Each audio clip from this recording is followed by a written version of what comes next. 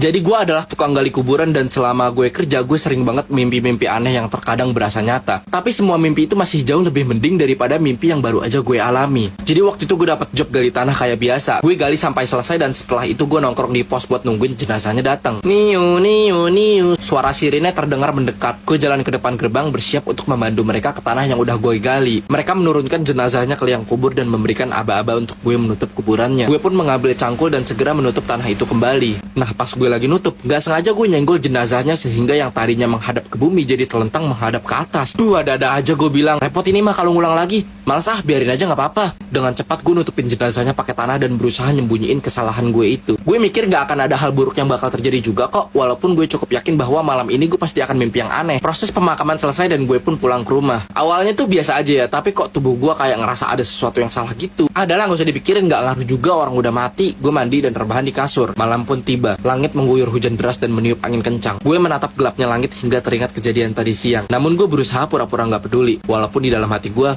nyesel juga harus banget nyari kerjaan sampingan yang ekstrim begini. Padahal sebagai mahasiswa gue bisa aja ngojol atau freelance lain. Tapi udahlah tuh. Gue buka laptop buat ngelanjutin skripsi gue dan treng, gak sengaja gue ketiduran. Mata gue merem. Suara hujan tak lagi sederas seperti sebelumnya. Gue bisa merasakan kasur gue basah kayak ada atap yang bocor. Lama-lama basahnya banyak yang membuat gue terbangun.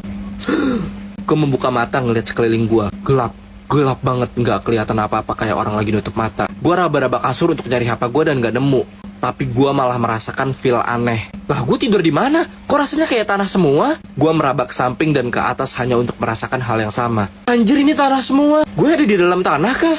Perlahan pupil gue membesar dan beradaptasi dengan kegelapan. Disitulah gue tiduran di dalam sebidang tanah. Tolong, tolong! Gue teriak sekencang yang gue bisa namun gak mendapatkan jawaban. Dengan sisa tenaga yang ada, gue berusaha menggali tanah tersebut ke atas untuk bisa keluar dari sini. Brak! Tangan gue yang pertama nongol ke permukaan tanah. Gue bisa merasakan dinginnya malam dan basahnya keadaan sekitar. Gue pun menggali dengan sekuat tenaga yang gue bisa dan akhirnya gue bisa keluar. Kepala gue nengok ke kanan dan ke kiri. Menelaah gue lagi ada di mana. Dan kagetnya gue berada di tengah pemakaman sunyi yang gue kenal. Gue nengok lagi dan melihat batu nisan dari tanah tempat gue. Dan tertulis dengan jelas nama dan tanggal wafat orang yang baru aja gue kubur hari ini. Siang ini masih dengan bunga segar yang baru aja ditebarin. Gue bangun dan keluar dari tanah mengerikan itu. Baju gue seluruhnya dipenuhi sama tanah merah basah. Gue berjalan menyusuri masing-masing makam untuk berjalan keluar. Tanahnya masih basah banget dan lengket karena habis diguyur hujan deras. Gue bener-bener bingung banget apa yang baru aja terjadi. Perasaan tadi gue lagi ngerjain skripsi deh. Gue bergegas berjalan kaki sendiri menuju kos gue yang gak jauh dari sana. Gue pengen bersihin badan dan lanjutin skripsi gue. Di sini gue pengen bikin judul skripsi sama bikin pendahuluan skripsi cuma 1 menit. Buat bikin judul gue tinggal ketik fakultas gue dan masukin topik. Kalau udah kepikiran, kalau nggak diisi juga nggak apa-apa. Nah itu judulnya. Kalau lu scroll ke bawah lu dapet 3 opsi. Kalau lu nggak suka lu tinggal pencet buat lagi. Kalau lu